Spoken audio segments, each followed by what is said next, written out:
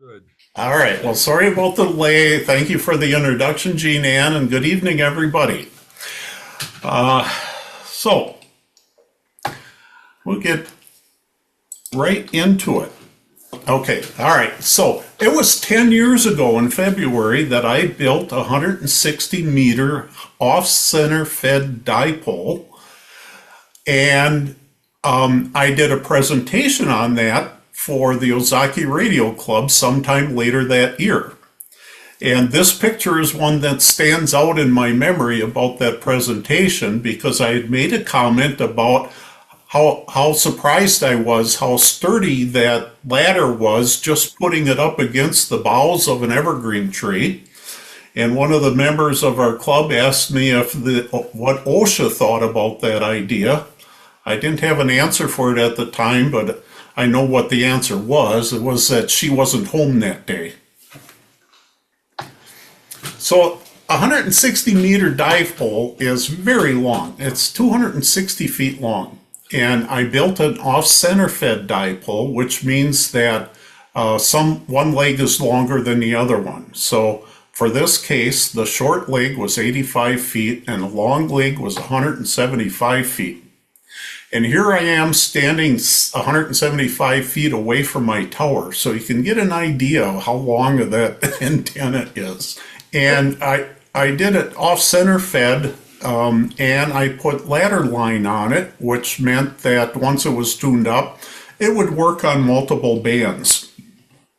And here was some of the results that I had, and I got a highlight there of 40 meters. So it didn't work good on 40 meters. It didn't work good on 17 meters or 10 meters. But the other bands, the antenna tuner could handle it just fine. The column alongside of that, the folded antenna, was one that somebody had built and donated, given to me. And it had very low SWR. But dummy loads also have a very low SWR, and that's basically what that one turned out to be. So my tower is only 40 feet long, or 42 feet tall, and the height above ground makes a huge difference, especially on 160 meters. Here, this is blown up a little bit more, so you might be able to see of it. But until you get to like 80 feet, which is double what I have, the things really aren't very effective. So I knew that it was never going to be a killer antenna. I knew that when I built it. It was too low to the ground, but that's what I could do. So I did what I could. And it's over the 10 years, it's worked well. I've made a lot of contacts. I've confirmed 26 countries and every state except for Alaska, and I still haven't gotten Alaska on CW anyway. But it's not good enough for contesting because I need to have more European stations. So I was perplexed. What should I do? Well, one day a ham radio operator came over, KA4UPW, Jim, and we were talking about it, and he said, well, let's just make it as long as we possibly can and see what that does. So we did. We bought some wire, and we attached it to each end so that it would literally run to the furthest away tree that I could. And so it was very random. It didn't work. It made things worse. The antenna tuner couldn't tolerate it. Nothing was resonant. So that was an experiment, but it was not very, very beneficial. And so one thing that I was thinking about is that the antenna is actually running east and west because that's where my big trees were. And when your antenna is running east and west, like in this diagram, so that 90 would be east and 270 degrees is west, the majority of your pattern then goes north and south. Well, I don't want it going north and south. I want it to go east and west because I want to go towards Europe. So I thought, well, maybe changing the direction of it might help. Now, because it's so low, it doesn't have such a nice, neat pattern as what we're showing here, because it's got to be much higher to get that nice, neat pattern. But it does have a pattern still. So I thought, okay, my trees are bigger. I got lots of trees. I talked to my grandson. He was very excited to come and help Grandpa by bringing his drone, and we could hang the legs up in the tallest part of the 2 trees. All we had to do was take it down, turn it 90 degrees, and put it back up. Very easy peasy. This is going to be a simple project. And there's his drone. He's really very good at flying it. And I think he's not 16 years old yet, but he's really got a talent with handling that drone. So 2 days before he's ready to show up, we're looking forward to it. And I thought, you know what? I better measure the distance between the 2 trees. And I took out my 100-foot tape rule. And once you know it, I paced it off, but no tree in my yard no 2 trees were tall enough to hang that antenna so that it would be facing basically north-south, so that the pattern would be east-west. My lot's just not that wide. And so it was very disappointing and upsetting to me. So I came up with the idea of turning it into a dipole so that it was no longer 2/3 length on one and 1/3 length on the other, but 2 of them that were about 130 feet each. Then it would fit, so that would work. I thought, okay, so I started doing some research and came across some ham radio operators who were very active on 160 meters in their discussions about antennas. And they said, you know, when you put that antenna up, you're going to be tempted to hook it up with ladder line like a G5 RV. And he said, don't do it. Don't do it. Turn it into a regular dipole. And I know why. You know, a G5 RV is a very nice antenna. They're wonderful. And I think if a ham radio operator is getting onto HF, he will do himself a favor by having a G5 RV, because antenna tuners can tune them up fairly simply. You can be on a whole bunch of bands. You can make a whole bunch of contacts. So it's really good at it's good at a lot of things, but it's not really good at anything. But for your first antenna, that would be a great way to do it. So I decided to just make it a regular dipole. So that means I had to take the ladder line off. And this little thing here is called a ladder lock, and that's the one that had been on there for 10 years. And when I took it apart, it was in perfect condition on the inside yet. That white stuff you there, say, is some kind of caulking that I'd put on there to keep the rain out, so that it wouldn't be so affected by the weather at those points. So that was a pretty cool little investment. And I replaced it with this. I like Alpha Delta stuff. They're very sturdy, and it's a very simple thing to use. You put the coax, screw this coax on the bottom, wrap it for moisture protection and rain, get that out of there. You hang your 2 wires where the black, those are the wires coming in. And then that wire is hooked up to this, which is hooked up to this, and that's your 1-to-1 balun. And that's what they look like. So I did that. I replaced it, and I changed the cut off part of one end and put it on the other, so that I now had 230 feet legs. And it rained all day, and I had to take my grandson back that night because he had to work the next day. So that left me with putting up the dipole with the old-fashioned way. You get a whole bunch of rope so that you've got the stuff to hang it in the trees, and a chucket, and a fishing pole, and a tennis ball, and you hook the fishing line up to the tennis ball, and you chuck it over the tree. and It's very difficult to get the spot, or at least it is for me, to get the exact spot that I want. That's why I wanted the drone, because I never seem to get it in the highest crotch of the tree. I always get it somewhere off from there, even when I practice ahead of time. So it wasn't, I didn't get the legs as high as I wanted. Here's one of the insulators on the end, and then the rope gets attached to the insulator.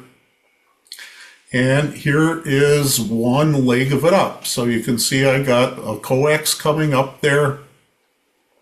I got a coax coming up, and the leg is drooping off to the left. And Barb came and did a lot of help with me. Saved many steps having her there, made it much easier having somebody help you. And this is kind of what it looks like. So the rope on the left and the insulator in the middle and the wire off to the side. And after some work, I got the other leg up, and so now I had a 160 meter dipole hanging up in my yard, which, you know, I like it because not many people have a yard that's big enough that they can put one of those up. So that's one of the reasons why I do it. After I got it trimmed up the right way, I had a 2-to-1 SWR at the bottom of the CW band, a 1.1-to-1 in the middle of the band, and so that carried me to basically the upper portion of the CW portion of the band. So did I make an improvement by doing that? Well, you know what? I can't tell. You're looking at the numbers, they're all over the board. One of my best numbers I had was a 2020 with the ARRL contest on 160 meters, where I had 733 contacts. Well, was that me or was that propagation? That was the best year that we had in propagation. It was the bottom of the sunspot cycle, just coming out of it, and it had more to do with that than it had to do with me or my antenna. So it's hard to tell.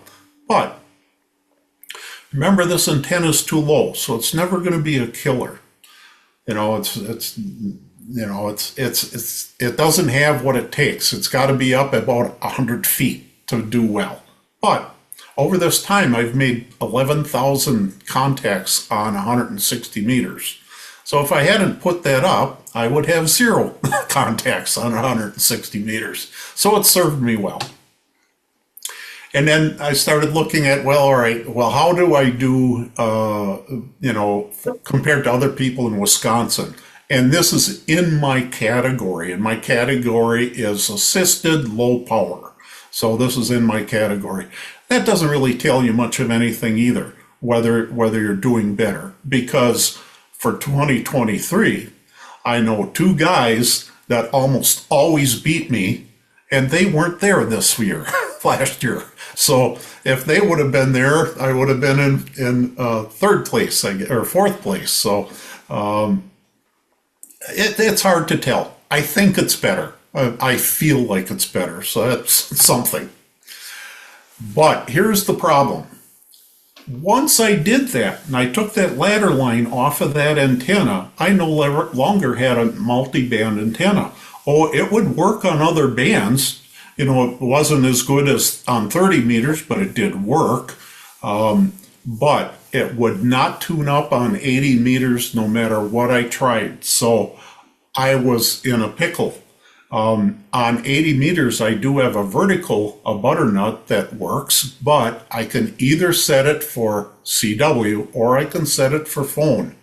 And to switch back and forth between the 2 of them is a little bit complicated. It's not something you're going to do during a contest. Plus, I need a dedicated 80 meter dipole, but where am I going to put it?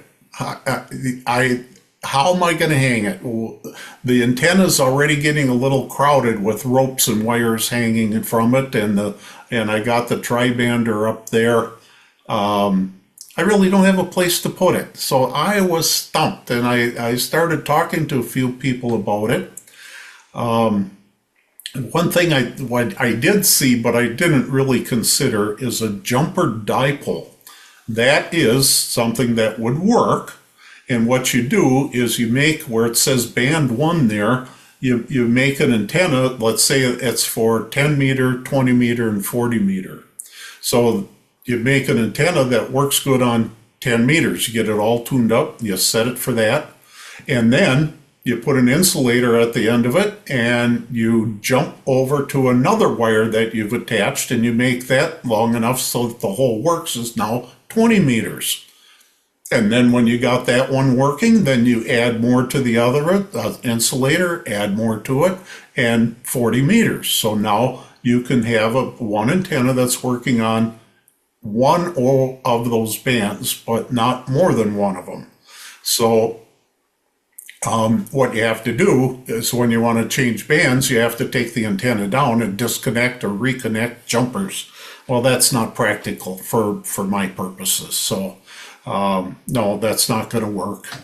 And then Gary W9XT said, well, how about a fan dipole? And as soon as he said that, I knew that was the solution to it. That was going to work. And the reason why I knew that was back in 2014, I was on a business trip, and I was flying out of Hartford, Connecticut, but my schedule was such that I couldn't get the plane that night because I was too late. So I had to take the plane the next morning. So I had to stay in a hotel, and the hotels were cheaper in Newington, Connecticut than they were in Hartford, Connecticut. So I stayed there. And then I thought, oh, I could stop at the ARRL and spend some time there. So I did, and I operated W1AW, W100AW for about 45 minutes. But I met a fellow there that designed a fan dipole, and he gave me the instructions for his fan dipole, and it looked a lot like this. So now what you have is this one is a 10, 20, and 40 meter. They are sharing one coax. So they're all connected at that one spot. And, you think, well, how does that work? Well, look at if you go out in the parking lot right now and look at some cars out there, there are going to be a bunch of them that have this antenna. It's one of the most popular antennas. And it does either 2 meters or 440, depending upon what your radio puts out. You don't have to make any change at all. The RF takes the path of the least resistance. It knows which one it's tuned for, and it goes that way. So here's another example of how their a fan dipole set up. And the question here that perplexed me was, how do you get these to stay there? What do? You don't have another rope, and I didn't want to use more rope, because rope on the end of this one, it starts adding up to the weight and it increases your sag. So I never found anything about how to connect that. Here's another example. I don't know why they have them 3 the same length, but that's another example out of the ARRL antenna book. And there they have a spacer on the end. So they have the 3 wires with 3 ropes and then a spacer, and all connected to a center insulator, excuse me. Here's another example. It's kind of the same thing, but you get the point. You got one coax coming up, and the wires are attached to the common point, and you have 3 different lengths, and that's a fan dipole. So John, who's here with us tonight, KD9WOY, heard that I was going to be working on antenna, and he said, well, would you like some help? Well, sure, you bet I'll have some help. And by the way, John, 2 Saturdays ago, got his extra license. He passed his extra license. So give a little round of applause for John there. So we were puzzled as to how we were going to hook that antenna up, and we came up, we were tired, we weren't coming up with any ideas, and one of us said, well, let's go to the hardware store and walk around, maybe we'll see something that gives us a solution to the problem. And we did. We found this, a split bolt connector. So we can take that bolt apart, you lay the wire on the saddle there, and then reconnect the bolt, tighten it down, and it won't slip. It'll stay there, and then we can attach the rope for the lower antenna wire on the outside of it. Gravity will try to pull it towards the tower, but it won't pull towards the tower, and the gravity will prevent it from moving away from the tower. So that seemed like a good solution for us. So here you can see we've got a leg up, and the wire on top is the 160 meter wire, and the wire below it is the 80 meter wire. And there the insulator on the lower wire, and you can see that the wire is sloppily hanging there. It's not hanging down, it's tied to the wire, folded over on itself. And that's because we haven't trimmed it yet. We haven't tuned it yet. So you can't let the wire hang down because that's still, then the wire is still the same length, right? So you fold it back on yourself and you do that, check it. Oh, it's still too long, fold it back a little more. Oh, that's too much, to lengthen it back up, and work your way through it to get it tuned up. Here's the split bolt in place. So that is an insulator that's being held onto the 160 meter dipole by that split bolt, and then a rope that's attached to that, and then an insulator at the end of the rope, and the 80 meter dipole at the end of that. But if you look, you can see that the insulator and the wire is not in a straight line. There's a kink in it. So the force of this one pulling has put a twist in it, which maybe is not important, probably doesn't affect things much, but I really don't care for it. I think it makes a weak point in your wire. And there you can see the kink a little bit easier. This is something I got from Bill, AC9JV. He had I was putting logs on the end of my ropes, so that when the trees move, he said, put like a door spring on there. He did that, and he said it works great, and I've been doing it ever since that. So thank you, Bill, for that suggestion. So there it is. Here we got one coax running up to the center insulator, 160 meter dipole antenna on top of it, an 80 meter dipole underneath it, and it works pretty slick. The coax comes down to my MFJ tuner, and it tunes it for the multiple bands that I'm on. I can get all the work bands, some of them not as good as others, but I get onto all the bands between those two antennas. And the ARR books are very helpful. The big one here is their antenna book, and that's much more theory. And there's three little ones like this: Wire Antenna Classics and More Antenna Wire Classics. But those tell you how to build various antennas. So the one is more theory, and those are more practical, how to do it. They're all very helpful. So that's what I did. But what could I do to make it? It would be even better if I would replace that split bolt. And then something that I came across when I was doing my research was people were talking about SRI modification. We got the SRI modification.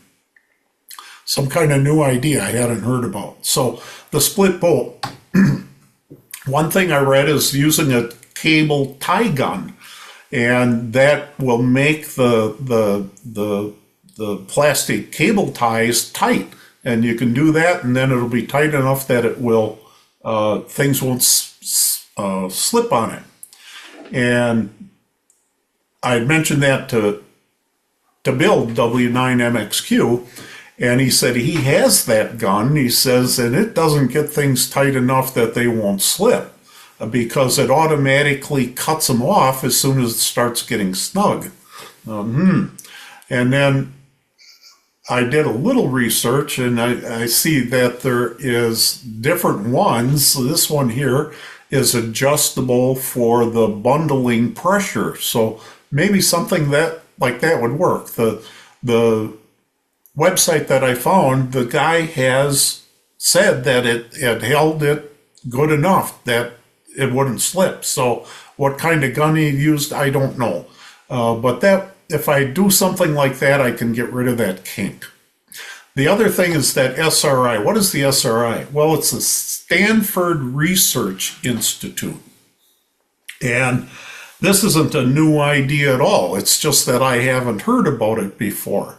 The thing was published in March of 1967, and it's called A Field Guide to Simple HF Dipoles. And you can see on the bottom left there that it was prepared for the United States Army Electronics Command. And here's what they have to say about fan dipoles. This is their recommendation. You keep the center wires apart by at least 5.5 inches, and you keep the end wires apart by at least 38 inches. And so why is that? Oh, well, here's an example of somebody that's building one, and he has an insulator that he's made very long so he can drill some more holes and attach two or more wires to it, and build it that way and make it himself. Here's an example of one that somebody built and did a very nice job. I don't know if you can purchase it commercially, but this fella has got 5 antennas hooked up to his fan dipole. But he's not obviously following the SRI because they're not all 5.5 inches apart. Some of them are closer together, but it's the same idea. Here's another example of one. This is a three band antenna, and that looks like he is doing the 5.5 inches, or at least 5.5 inches. So he's got 3 antennas there that are all hooked up to the same coax. So here's what it says about the separation. It says the wire separation distances given here are not critical, but they should not be less than 14 centimeters. The wires are separated to reduce mutual coupling so that when they move with the wind, detuning will not occur. The use of a balun is optional since it does not materially add to the performance.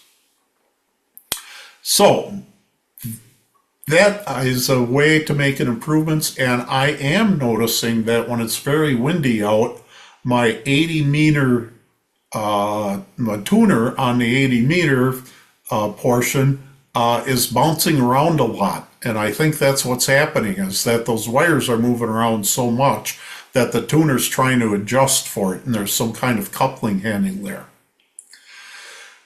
So this is, the antenna is up, it's built. I have a fan dipole for 80 and 160, and I am getting on both bands. All of my connections, so what's in the trees, what's on the tower, and the 2 legs in the trees are hooked up to ropes and pulleys so that I can lower any one of them or all 3 of them at any time, all by myself, without any other help from anybody, but help's always appreciated. But I would say odds are I'm probably not done putzing around with this antenna yet. I will probably make some changes of it sometime in the future, whether it's this year or next, I don't know. But I'm having an awful lot of fun making contacts on 160 meters and making changes to that 160 meter dipole antenna. And that is it. So, are there any questions? So Vic, did you get the other stretcher device for the tie wraps, or did you just find out some No, information? I just Yeah, well, picked after we one out. talked, okay, after we talked, I found out the one that I have, like you showed in the picture, does not accommodate any kind of adjustment of tension. So I'll be looking for this W2919 you have in the picture. Okay, well, that was one that looked sturdy to me. That's why I Yeah, picked it that does one. look more sturdy than the one you showed in the first picture. I've got a question. Vic, Any are you questions, hearing sir? me? Yes. Okay. I'm in the process right now. I was building a multi-band dipole for 10, 17, and 20 meters.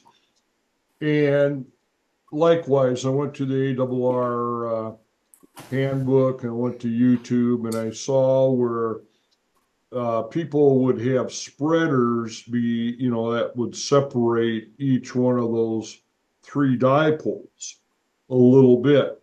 But I thought that probably with the spreaders isn't going to look very good.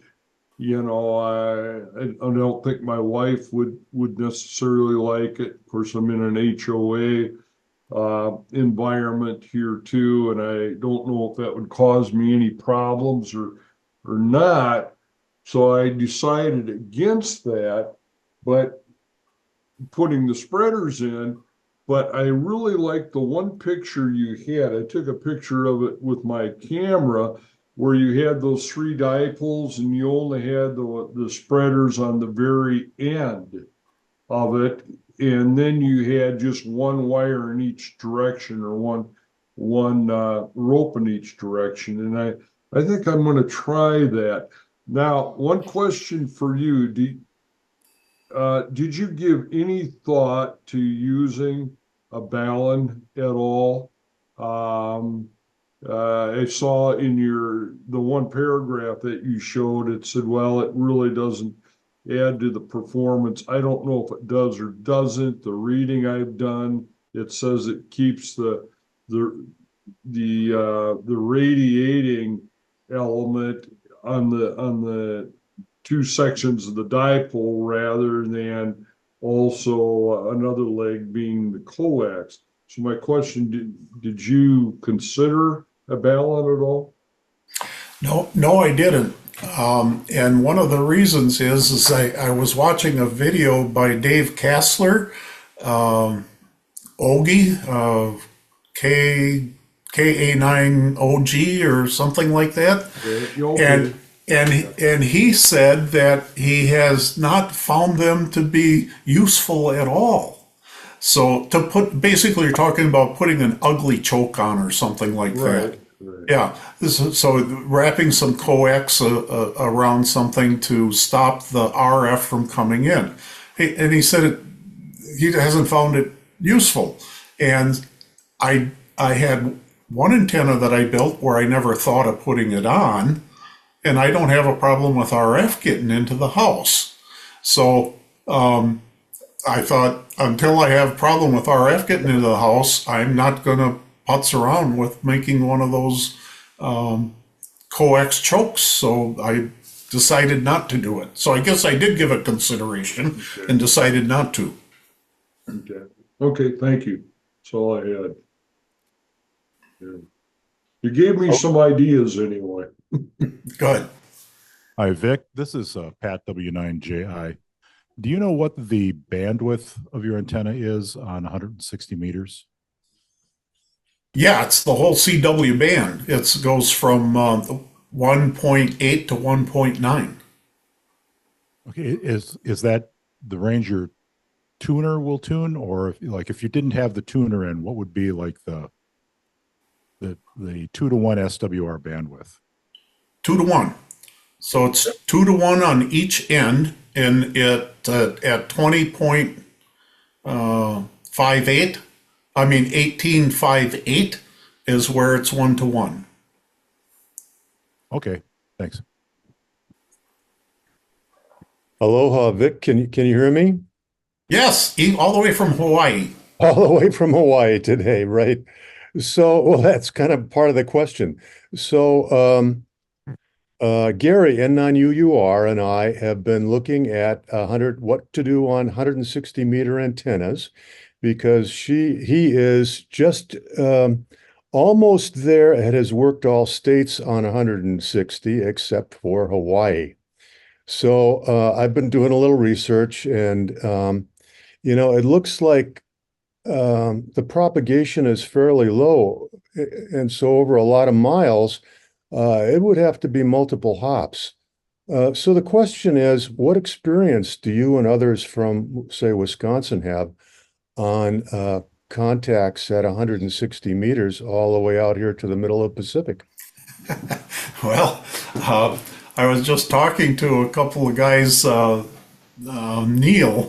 WI9WYI, about that. I said, "Oh, I get Hawaii often on 160," and he said, "Really, really, you do?" I said, "Well, tell you what, I'll look up all the guys from Hawaii that I've made a contact with. I'll give you their call signs. You can email them and set up a schedule and see if you can reach them." Oh, great idea.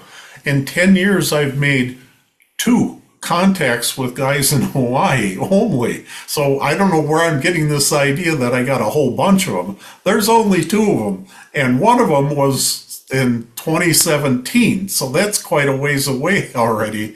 And I had mentioned I've never made a contact on 160 on CW, but I have on FT8. So I now have I I I do not have North Dakota on 15 meters. Once I get North Dakota on 15 meters, I will have all 5 band DX, or worked all states on 5 bands. So, but Hawaii, 2 of them in the 11,000 contacts that I've made over the 10 years. I got 2. And that would be like on 100 watts? Yes. Okay. Something for me to think about. It's hard to do. Yeah, especially in an HOA and constrained areas. And I'm actually looking at doing a loop antenna, a big loop antenna that I've got some space for that, and maybe even portable and taking it down along the ocean side. But we'll, we'll see how that works out. Okay. Tom? Well, It's interesting you just mentioned the loop because I had a 550-foot loop in my backyard, and it really was probably more of an octagon because the circle is determined by the trees. But that was up for, I don't know, 6 or 8 years. It would tune all bands. I had ladder line feed on it, and then had a 1-to-1 Ballon, or no, a 4-to-1 Ballon as it came into the house. And so inside the house, it was coax, but there was nothing on the line. The tuner handled it just fine, and I could work all bands on it. But the weather took it down.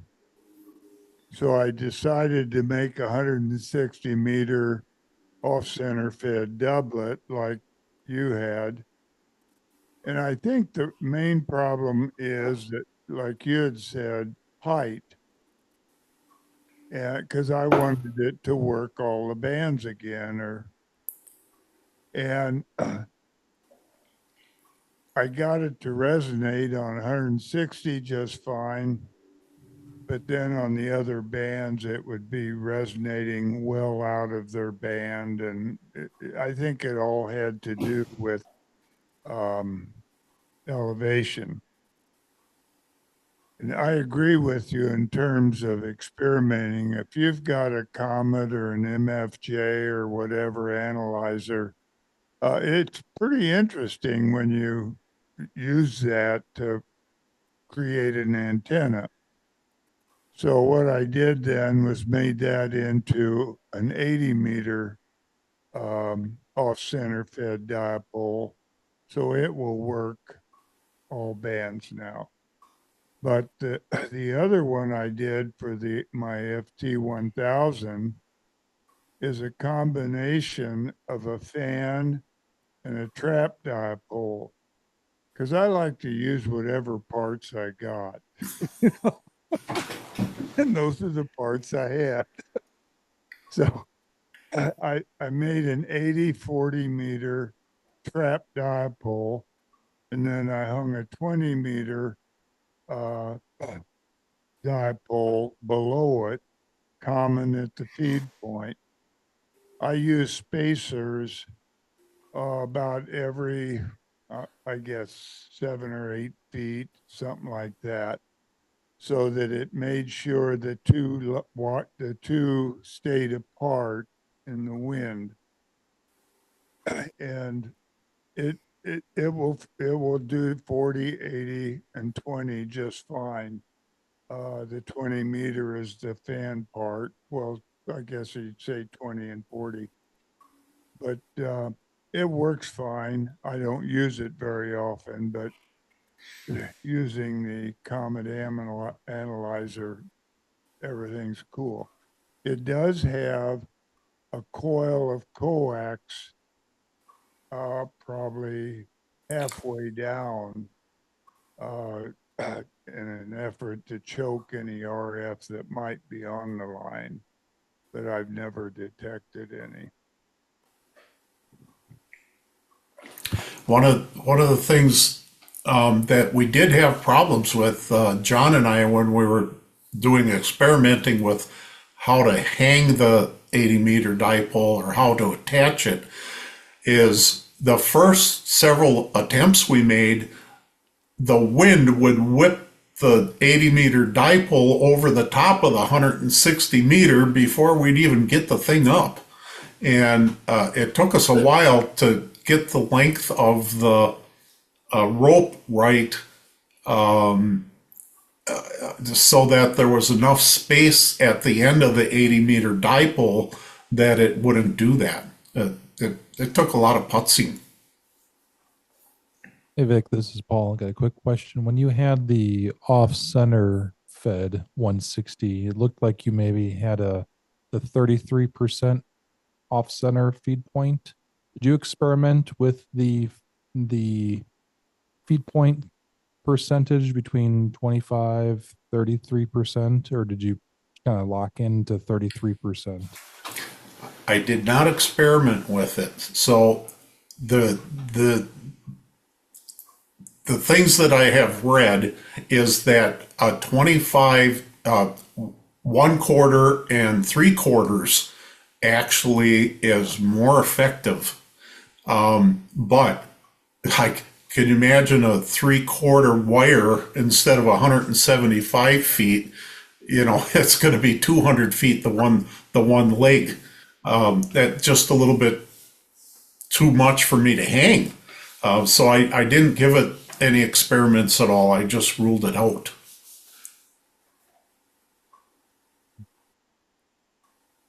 Any other questions?